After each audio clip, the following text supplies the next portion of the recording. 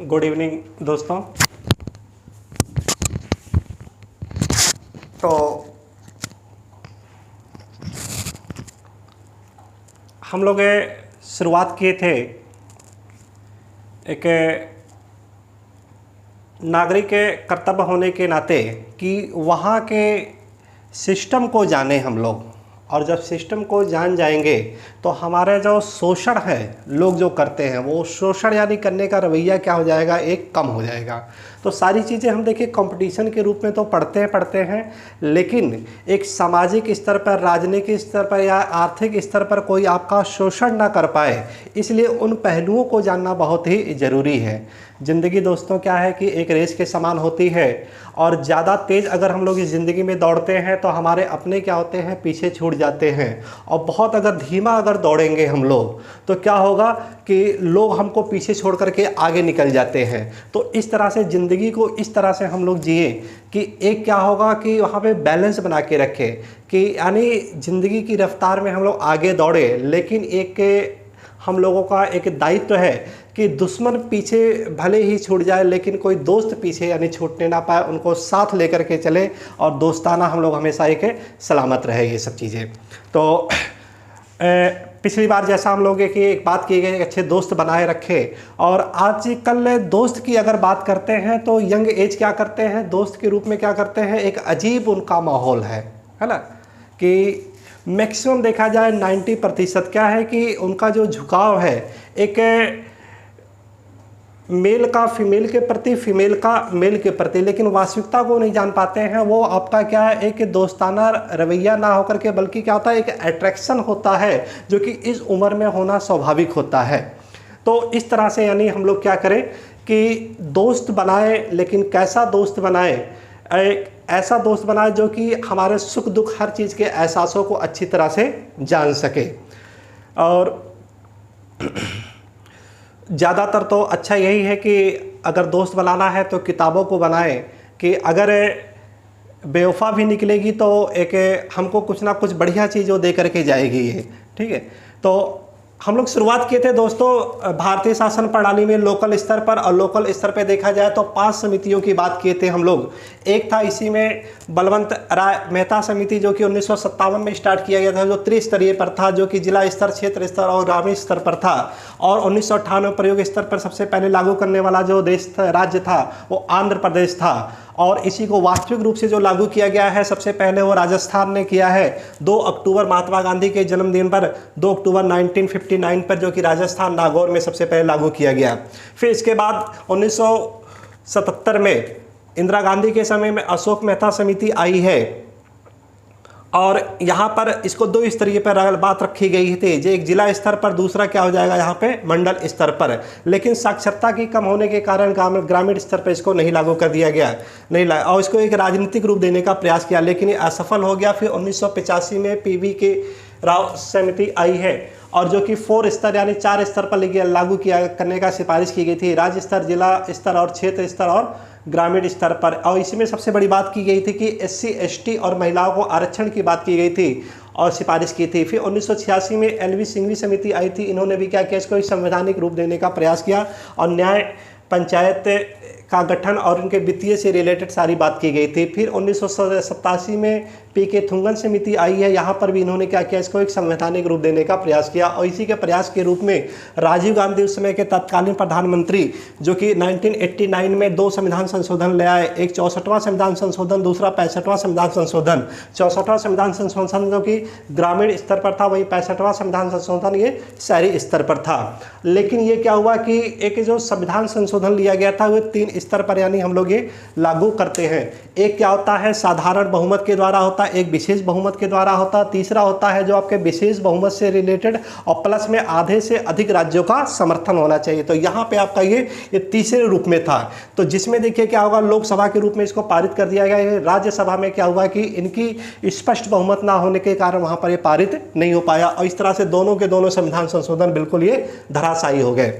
अब इसके बाद आगे देखें हम लोग तो यहाँ पे 1992-93 में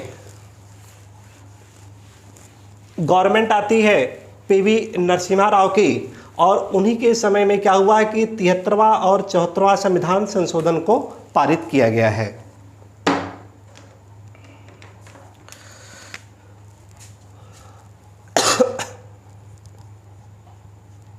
उन्नीस सौ 92-93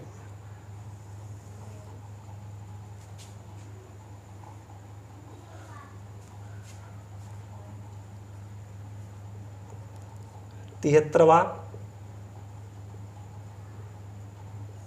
संविधान संशोधन, 74वां संविधान संशोधन।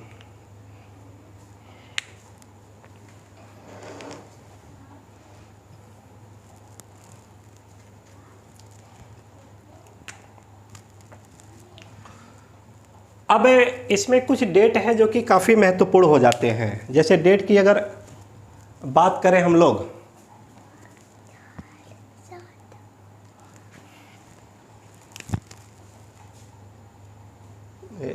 चौथा संविधान संशोधन, तो यहाँ पर अगर डेट की बात करें तो इसको जो लोकसभा में लाया गया है,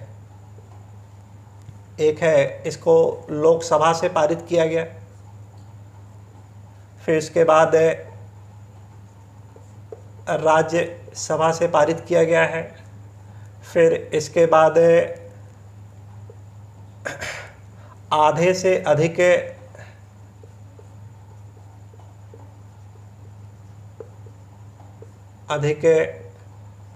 राज्य का समर्थन लिया गया, और फिर इसको क्या हुआ है कि राष्ट्रपति के पास इसको सिफारिश के लिए भेजा गया है, सिग्नेचर के लिए भेजा गया है, और फिर इसको क्या कर दिया गया, फिर ये पूर्ण रूप से इसको ये लागू कर दिया गया। अब यहाँ पे जो डेट है वो काफ़ी इम्पोर्टेंट है कि इसको लोकसभा में कब पारित किया गया है, तो उत्तर क्या हो जाएगा दोस्तों, 22 दिसंबर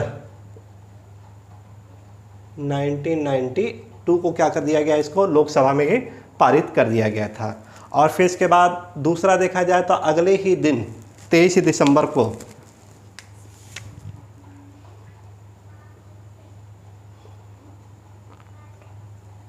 राज्यसभा में पारित कर दिया गया। फिर इसके बाद कुछ समय बाद ही देखा जाए तो क्या हुआ कि आधे से अधिक राज्यों के द्वारा भी इसको समर्थन कर दिया, क्योंकि इस समय राजीव गांधी का हत्या कर दी गई थी, जिस वजह से क्या हुआ कि ये जो लोकसभा चुनाव थी वहाँ पर क्या हुआ कि इनको कांग्रेस को काफ़ी ज़्यादा भरपूर समर्थन मिला था, और राज्यों में भी इनकी अपनी काफ़ी गवर्नमेंट बनी थी, जिस वजह से आसानी से पारित हो गया। फिर इसके बाद राष्ट्रपति की बात करें हम लोग, तो राष्ट्रपति के लिए देखा जाए कि 20 अप्रैल 1993 को राष्ट्रपति ने क्या किया, इस पर साइन कर दिया, और इसको लागू करने की बात आई है 24 अप्रैल 1993। और यही कारण है कि 24 अप्रैल को प्रत्येक वर्ष हम लोग एक स्थानीय स्वशासन दिवस के रूप में इसको हम लोग सेलिब्रेट भी ये करते हैं ये।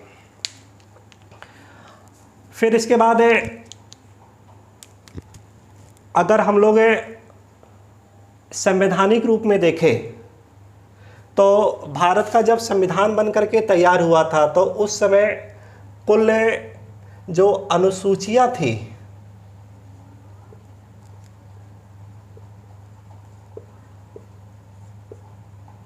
वो 8 थी, और इसके भाग की बात करें हम लोग तो 22 भाग थे।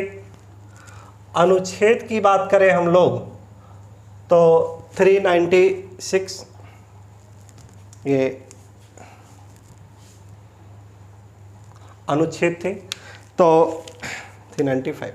इसके बाद जब ये बना है तो इसमें देखिए 18/8 के बाद जो वर्तमान की बात करें हम लोग आज की डेट की, तो इस समय 22 भाग थे, जिसमें से 9वां अनुसूची 8 की जगह पे 12 अनुसूची हो गई, जिसमें आपका 8वीं जो अनुसूची के बाद, ये तो मूल संविधान में है, 9वां जो अनुसूची है भूमि सुधार से रिलेटेड है, 10वीं अनुसूची है दल बदल से रिलेटेड है, 11वीं अनुसूची वो आपका क्या हुआ कि 73वां संविधान संशोधन, 11वीं अनुसूची 73वां संविधान संशोधन से रिलेटेड था। भाग की बात किया जाए यहाँ पे मित्रों तो 22 भाग यानी उसमें देखा जाए मूल रूप से था, लेकिन यहाँ पे अगर इसको जो लागू किया है ये भाग 9 में लिया गया है, भाग 9 भाग में इसको शामिल किया गया। अनुच्छेद की बात करें तो 395 उस समय भी, आज भी देखा जाए ये 395 में ही है, लेकिन इसमें एक अगर इसके सब पार्ट को मिला के देखें तो 450 से भी क्या हो जाता है, वो अधिक यानी हो जाता है ये, ठीक। और इसी में देखें हम लोग कि 243 अनुच्छेद 243 में इसको ए से लेकर के ओ के रूप में इसको शामिल किया गया है, जो कि कुल विषय की बात करें तो ये 16 विषय ये इसमें रखे गए, अनुच्छेद ये शामिल किए गए हैं। और इसके बाद मध्य प्रदेश 1993 में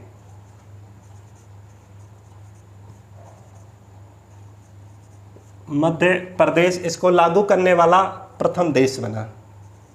ध्यान रखिएगा कि अशोक मेहता समिति पर 1959 में सबसे पहले बार जो लागू करने वाला देश राज्य था वो कौन था, राजस्थान था। और 1993 में जब इसको संवैधानिक रूप दिया गया है वहाँ पर इसको सबसे पहले लागू करने वाला राज्य को कौन सा था, वो मध्य प्रदेश था ये। और इस प्रकार ये क्या हुआ कि ये हमारे स्वरूप में आया, और अशोक मेहता यानी जो त्रिस्तरीय समय के रूप में, उसी के रूप में इसको क्या कर दिया यहाँ पर, ये इसको ये लागू किया गया ये।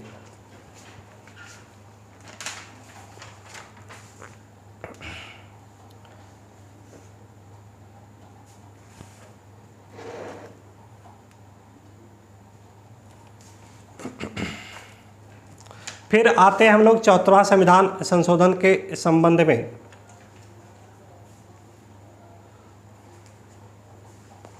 और जो 74वां संविधान संशोधन है वो भी क्या हुआ है कि इसी के रूप में आगे बढ़ जाता है। तो 74वां संविधान संशोधन ये शहरी निकाय से संबंधित था, ये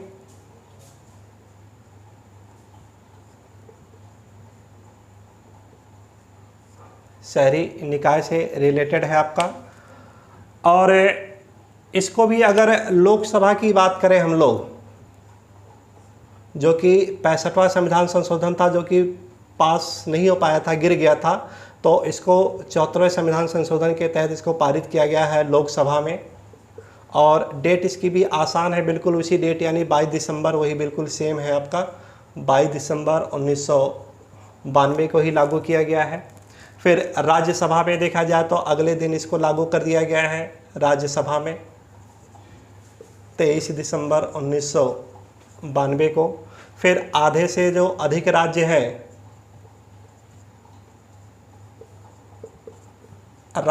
उसका भी समर्थन यानी ये मिल गया है। फिर राष्ट्रपति का सिग्नेचर है वो भी आपका है 20 अप्रैल 1993 को ही हुआ। फिर इसके बाद जब लागू करने की बात आई तो लागू में डेट है आपका है थोड़ा सा ये अलग है, वो डेट क्या आपका है 1 जून 1993 को ही लागू कर दिया गया था 74वां संविधान संशोधन। तो इस तरह से जो ये यहाँ पे 11वीं अनुसूची आपकी ग्रामीण निकाय से रिलेटेड है, और वहीं पर देखेंगे हम लोग कि 12वीं अनुसूची, 12वीं अनुसूची वो क्या होगा आपका 74वां संविधान संशोधन से रिलेटेड।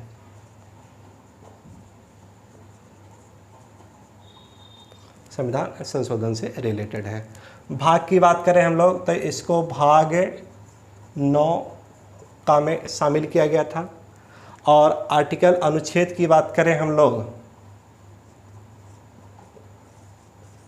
243 में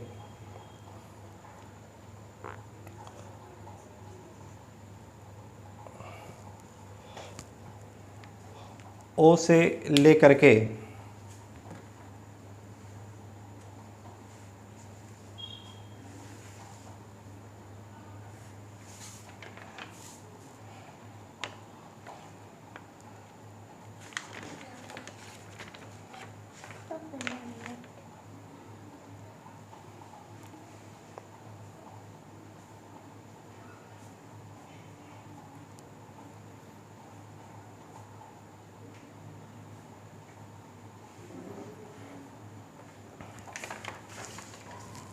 ZG